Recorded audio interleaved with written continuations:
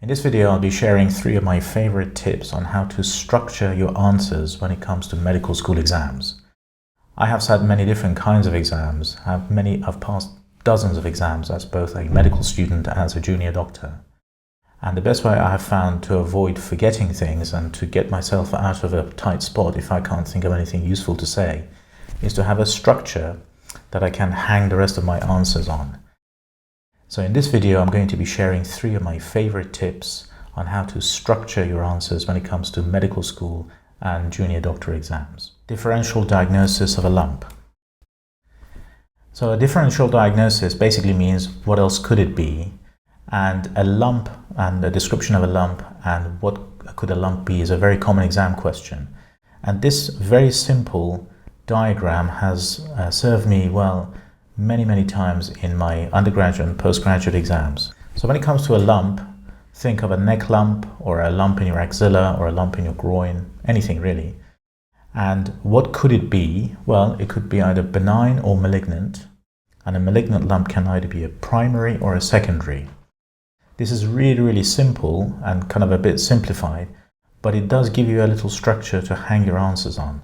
And a benign lump obviously has many characteristics. It's not invasive, it doesn't cause local damage, whereas a malignant one does. And for example, a neck lump, that could be a malignant lymph node, can either be a primary, such as a lymphoma, or a secondary, which could be a metastasis from somewhere else. Next up, how would you treat a particular condition? So in medical school exams, you need to obviously listen to the examiner very carefully or read the question very carefully. If they say, how would you manage a condition, that usually implies history, examination, investigations, and then treatment. Whereas if they say, how would you treat a particular condition, you dive straight into the treatment. And the best structure I know of organizing your answer is conservative, medical, and surgical. So conservative treatment implies essentially not being very active in your treatment. There's nothing wrong with that, it's perfectly reasonable, and actually it's a very sensible thing sometimes to do nothing. In fact, when you do a consent form, doing nothing or no active treatment should always be one of the options as part of your treatment options. Watchful surveillance is another fancy word for just watch and wait and see how things pan out. There's nothing wrong with that, it's perfectly reasonable in certain circumstances. Involvement of other professionals and the MDT. This is a really useful thing always to say in exams and also to do in real life. Involvement of other surgical or medical specialties.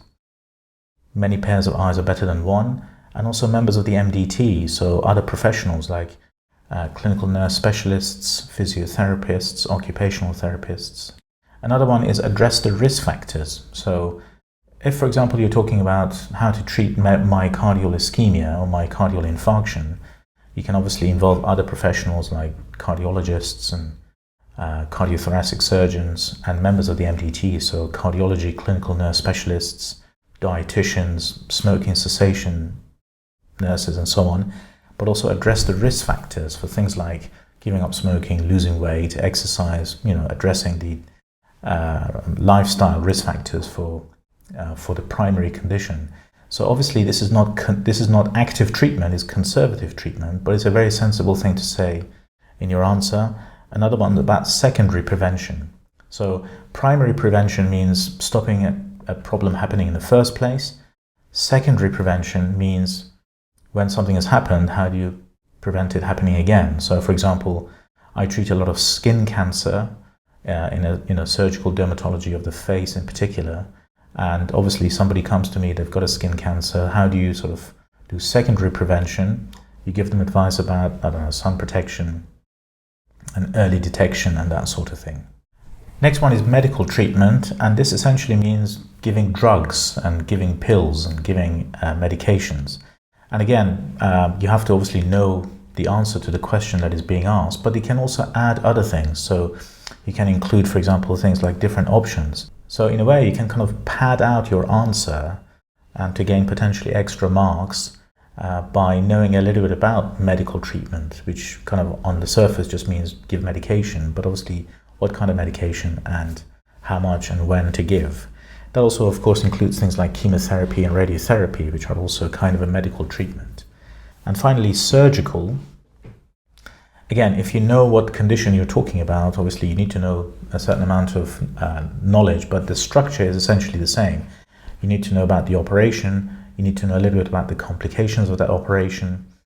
Nobody expects medical students or even junior surgical trainees to know the details of a particular operation, but you need to know what you would do, and obviously you need to have a structure about complications of an operation, which can be immediate, early or late, and again also be general or specific to that particular operation. So for example, a hemithyroidectomy, there are all the general complications of an operation, things like infection, scarring, bleeding, and also you can divide that into specific complications of a hemithyroidectomy, something like a damage to the recurrent laryngeal nerve. The other way to structure this answer is something like curative, palliative, and adjunctive. Curative would be obviously gets rid of the problem. Palliative doesn't get rid of the problem, but makes the patient more comfortable, symptomatic relief and others.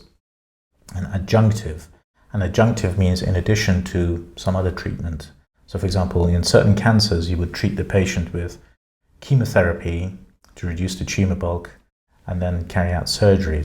And of course, the other way to answer this question is to divide the operation into emergency. In other words, it needs to be done within a few hours. Urgent, it needs to be done within a few days really, or elective. It can be done at everybody's convenience. Next up, surgical sieve. A surgical sieve is a very useful thought process in medicine and a logical method of coming up with a differential diagnosis and of organizing a structured exam question, the topic of this video. It is useful for medical students and doctors when challenged with a question as to the cause of a sign or a symptom. Now, there are many different kinds of surgical sieves, and there's loads of them that people use. The one I used to use, which I found very useful, and I used to use my study buddies, and it does have a slightly silly name, was called chintodipamy. And I'll very quickly go through what chintodipamy stands for, and I'll give you a quick brief description of each. So congenital, hematological, infective, neoplastic, traumatic, other, in which you can put everything else in a miscellaneous area, degenerative, iatrogenic, psychogenic, autoimmune, metabolic, idiopathic, and finally endocrine. So let's very quickly go through what these, a brief explanation of each. So congenital means present at birth. I know that does not mean the midwife. It just means that it's not necessarily hereditary. So if you think of a condition like cleft lip and palate, it is congenital, but not necessarily hereditary. So hematological conditions, things like anemias, both macrocytic and microcytic, lymphomas, leukemias, and that sort of thing. Next one, infective. And the best way to structure this is to divide it into bacterial, viral, and fungal. And of course, viral one is a very topical one, with COVID-19 being the most intensively studied disease in history of medicine so far. Then we come to neoplastic. So neoplastic, as I was saying earlier, you can divide it into benign or malignant, and malignant can be primary or secondary. Very useful way of organizing that structure. Traumatic, things like head injuries, pneumothorax. Trauma doesn't obviously have to be physical trauma, it can be thermal trauma and other types. Other can be a sort of miscellaneous category to put everything else, like cystic disease and anything else you can't think of to put into the other categories. Degenerative, this would be things like osteoarthritis, Parkinson's disease, Alzheimer's disease, and so on.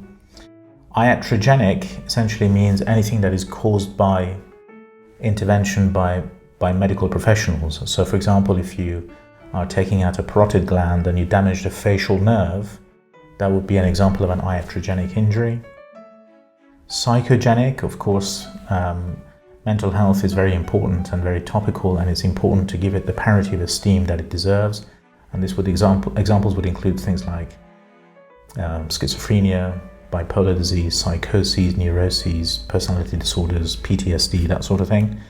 Autoimmune, there are hundreds of them, things like lupus, rheumatoid arthritis, Hashimoto's thyroiditis, and various other ones.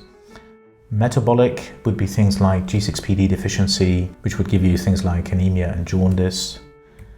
Idiopathic is essentially, people don't know what the cause of it is, so they call it idiopathic. It's just a fancy word for nobody really knows. And finally, endocrine, which again, there are hundreds of them, the most important one of which is diabetes. Well, thank you very much for watching to the very end, and I hope you got some value out of this video. If you did, please consider subscribing to my channel and hitting the like button. It really helps out, and share it on your socials. Thank you again, and I'll see you in the next one.